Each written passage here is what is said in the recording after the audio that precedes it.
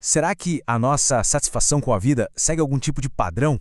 Existe um mapa para a felicidade ao longo dos anos? Olha, a ciência parece que tem uma resposta, e uma resposta bem surpreendente. E ela tem o formato da letra U. Vamos mergulhar juntos nessa análise da chamada curva da felicidade. Para começar, uma pergunta que já dá o que pensar. Qual seria a idade mais triste da vida? Poxa, parece algo muito pessoal, né? Cada um tem sua história, mas a verdade é que um estudo gigantesco feito em mais de 140 países encontrou uma resposta que é incrivelmente consistente. E o resultado, olha, pode surpreender. Todo mundo já ouviu falar da tal crise da meia-idade, não é mesmo? Aquele clichê da pessoa que compra um carro esportivo, que muda radicalmente de vida. Mas será que isso é só um mito da cultura pop ou tem alguma base na realidade? É exatamente isso que a gente vai investigar agora, olhando para os dados. Então, vamos lá. Em 2020, o economista Dave Blanchflower publicou um estudo que é simplesmente monumental. Foram analisados dados de mais de 140 países, tanto os desenvolvidos quanto os em desenvolvimento, com o objetivo mapear o bem-estar humano ao longo da vida. É uma pesquisa de peso, que dá para a gente uma visão global do assunto. E o que essa pesquisa encontrou, afinal? Bom, não foi um declínio constante, tipo, a vida só piora. E também não foi uma felicidade que só aumenta com o tempo. O estudo revelou um padrão muito, mas muito específico, uma forma que se repete em quase todos os lugares. Essa é a famosa curva da felicidade. E aqui está o número-chave. O ponto mais baixo de bem-estar, a idade média em que as pessoas no mundo todo dizem estar menos satisfeitas com a vida é entre 47 e 48 anos. É isso mesmo. Não é na adolescência nem lá na terceira idade, mas bem no meio do caminho. E isso nos leva ao conceito central de toda essa história. A curva da felicidade em formato de U. É um padrão super documentado, sabe? Funciona assim. O bem-estar tá lá em cima na juventude, aí ele começa a cair, atinge esse ponto mínimo ali, perto dos 47, 48 anos, e depois, o que é mais incrível, começa a subir de novo na maturidade. Ok, mas por que essa queda acontece? O que tem de tão especial nessa fase da vida para derrubar o nosso astral? O próprio autor do estudo chama esse período de um caldo tóxico de desafios. É uma convergência de fatores que empurram o nosso bem-estar para baixo. Basicamente, essa queda pode ser explicada por três grandes áreas que acabam se sobrepondo: as pressões psicológicas, os choques sociais e econômicos e, claro, as mudanças biológicas do nosso corpo. Vamos dar uma olhada em cada uma delas. Primeiro, a parte psicológica. A meia-idade é, muitas vezes, um momento de balanço, sabe? É quando a distância entre os sonhos que a gente tinha na juventude e a realidade da vida adulta fica mais clara, mais nítida. E esse ajuste de expectativas, esse confronto com o que não foi realizado, pode ser bem difícil. Aí vem os fatores sociais e econômicos, choques da vida como perder um emprego, passar por um divórcio ou ter problemas de saúde. Isso pode acontecer em qualquer idade, claro, mas o que os dados mostram é que o impacto desses eventos no nosso bem-estar é muito, muito mais severo durante essa fase da meia-idade. E por fim, a biologia, que não dá para ignorar. O corpo também está em plena transição. Acontece um aumento crônico do cortisol, que é o hormônio do estresse, e isso afeta o humor, o sono.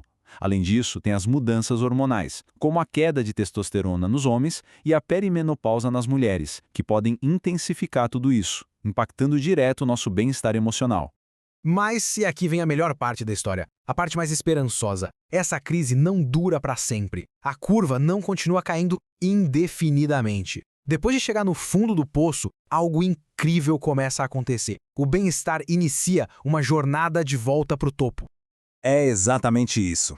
Depois daquele ponto mínimo, a satisfação com a vida começa uma subida consistente e gradual. E o mais fascinante é que lá pelos 70 anos, muitas pessoas relatam níveis de felicidade parecidos com os da juventude. A curva em U se completa. Agora, o que é bem interessante aqui é que a felicidade sentida em cada ponta da curva, ela é diferente. Na juventude está muito ligada à novidade, às primeiras experiências, à exploração, sabe? Já na velhice, ela está mais associada com aceitação, com paz, em priorizar o que tem um significado emocional de verdade. É uma mudança de qualidade, não só de intensidade. A psicologia tem um nome para isso: teoria da seletividade socioemocional. É um nome complicado para uma ideia simples. Basicamente, quando a gente percebe que o nosso tempo de vida é finito, o foco muda. As pessoas passam a dar mais valor a experiências que são ricas emocionalmente, a relacionamentos que importam, e menos a conquistas de fora ou novidades que passam rápido. A prioridade vira o bem-estar do agora. E o ponto crucial que a gente precisa entender é: isso não é um fenômeno de um país rico ou de uma cultura específica. A beleza desse estudo é justamente mostrar que essa curva em U é um padrão humano que a gente encontra no mundo todo.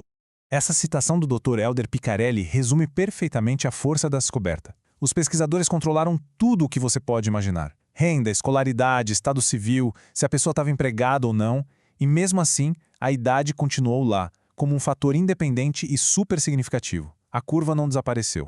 Sim, esse padrão em U foi encontrado tanto em nações mais desenvolvidas quanto naquelas em desenvolvimento. E o estudo cita o Brasil, especificamente, como um dos países onde essa curva se manifesta. Isso confirma que não é um luxo ou um problema exclusivo do primeiro mundo. Claro que o contexto importa, né? Crises globais, como uma pandemia, por exemplo, podem aprofundar o vale dessa curva. Fatores como o medo, o isolamento, a sobrecarga emocional, tudo isso se soma aos desafios que já existem na meia-idade, tornando o período ainda mais difícil para quem já está vulnerável. Então, o que a gente pode tirar disso tudo?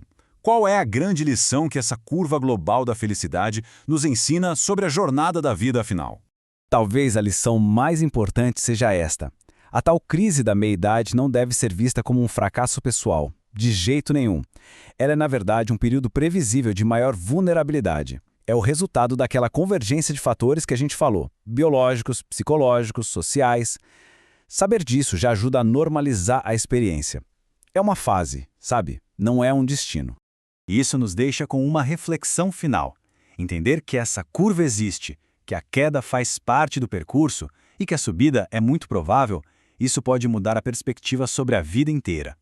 A questão que fica é, sabendo que o mapa geralmente tem esse formato, como cada um pode navegar a sua própria curva com mais consciência, com mais paciência e, quem sabe, até com um pouquinho mais de otimismo. Obrigado por acompanhar esta análise.